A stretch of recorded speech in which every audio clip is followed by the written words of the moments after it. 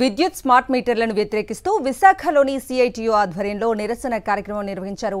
ఎన్నికల ముందు ఎక్కడైనా స్మార్ట్ మీటర్ కనపడితే పగలగొట్టాలని నారా లోకేష్ అన్నారని, ఇప్పుడు అధికారంలోకి వచ్చిన తర్వాత స్మార్ట్ మీటర్లు పెట్టేందుకు ఎందుకు ముందుకు వెళ్తున్నారని సిఐటియు నేతలు ప్రశ్నించారు.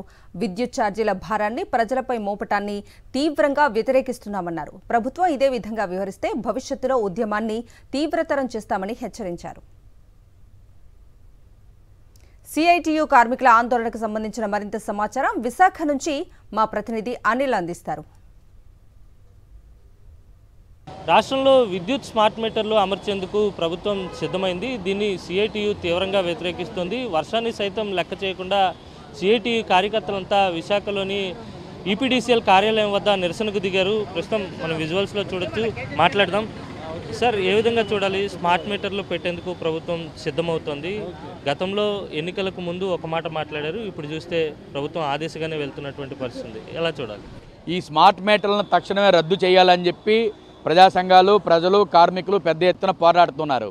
ఈ స్మార్ట్ మీటర్లు గతంలో లోకేష్ బాబు పాదయాత్ర సందర్భంగా స్మార్ట్ మీటర్లు పెడతామంటే ఎక్కడన్నా స్మార్ట్ మీటర్లు పెడితే దాన్ని పదలగొట్టండి అని చెప్పేసి చెప్పడం జరిగింది.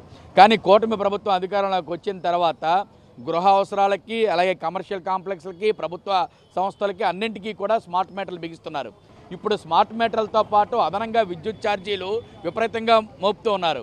కరెంటు ₹1.30 అదే 100 యూనిట్లు మనం వాడితే దాదాపు ₹200 వరకు బిల్లు మనకు వస్తూ ఉంటే సర్దుబాటు ఛార్జీల పేరుతో అదనంగా ₹350 పైన పడుతూ ఉంటుంది.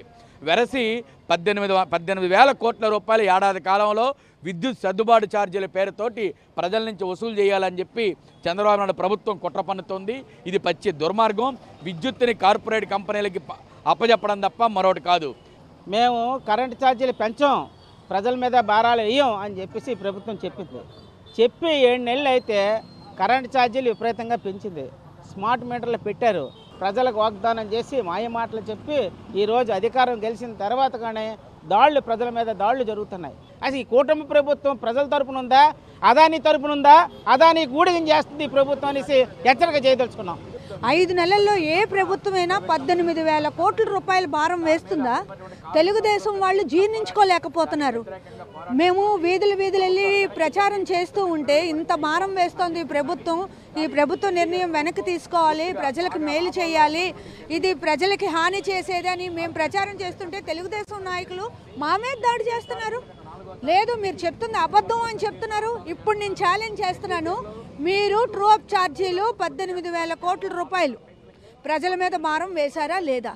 నేను చెప్పిన తప్పైతే నన్ను అరెస్ట్ చేసి లోపల జైల్లో పెట్టండి. మీరు ప్రజల్ని మోసం చేస్తున్నారు. ఇంత పెద్ద ఎత్తున ప్రజల మీద భారం వేయడం అనేది సరైనది కాదు. కాబట్టి స్మార్ట్ మీటర్లు పెట్టద్దు, పెంచిన ట్రోప్ ఛార్జీలు రద్దు చేయాలి, అలాగే ఈ విద్యుత్ సంస్కరణలు ఆపాలి.